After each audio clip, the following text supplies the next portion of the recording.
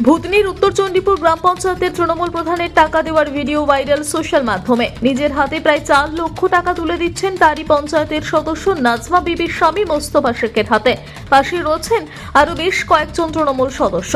তাদের উপস্থিতিতে তৃণমূল প্রধান অর্চনা মণ্ডলের সমর্থনে থাকার এই সদস্যরা যেন থাকে, তার জন্যই এই টাকা দেওয়া হচ্ছে বলে শোনা যায় মোস্তফার মুখে। ভিডিও ভাইরাল হতে ব্যাপক শোরগোল এলাকায়। প্রসঙ্গত বিগত 2 মাস ধরে নিখোঁজ রয়েছেন উত্তর চণ্ডীপুর গ্রাম পঞ্চায়েতের প্রধান অর্চনা মণ্ডল। তার বিরুদ্ধে প্রধানমন্ত্রী আবাস যোজনার নামে টাকা আত্মসাৎ, বন্যা প্রাণের দুর্নীতি সহ একাধিক অভিযোগ তুলে সরব হচ্ছেন মানিকচকের বিজেপি নেতৃত্ব। এমনকি মানিকচক ব্লক প্রশাসনের পক্ষ থেকে এই অভিযোগের ভিত্তিতে শুরু হচ্ছে তদন্ত। তারপর থেকেই নিখোঁজ রয়েছেন অর্চনা মণ্ডল। এরই মধ্যে ভাইরাল এই ভিডিও।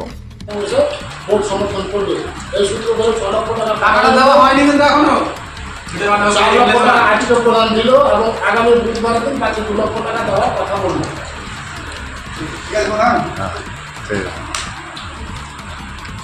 পঞ্চায়েতের প্রধানের বিরুদ্ধে ভুরি ভুরি অভিযোগ আছে।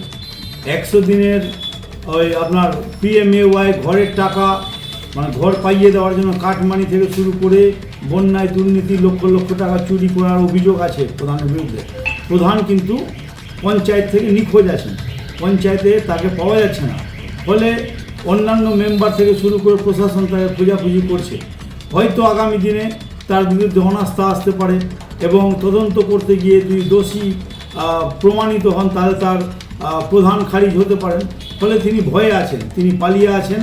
একটা ভিডিওতে দেখা যাচ্ছে যে কিছু মেম্বারকে নিয়ে তিনি প্রায় 4 থেকে 5 লক্ষ টাকা দিচ্ছেন মেম্বারদের, যেন আগামী দিনে যা মনে হচ্ছে যে ওই প্রধানের সাপোর্টে যেন মেম্বাররা থাকে, সেই বিষয়টাই আমরা ওই ভিডিওর মধ্যে দিয়ে দেখতে পাচ্ছি।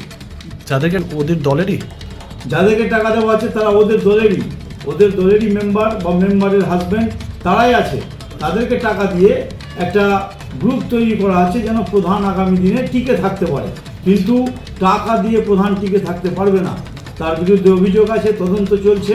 তাকে হয়তো আগামী দিনে তার নামে এফআইআরও হতে পারে এবং এফআইআর যদি না হয় তার বিরুদ্ধে অনাস্থা আসবে, প্রধানশিপ যাবে এবং সে গ্রেফতার হবে।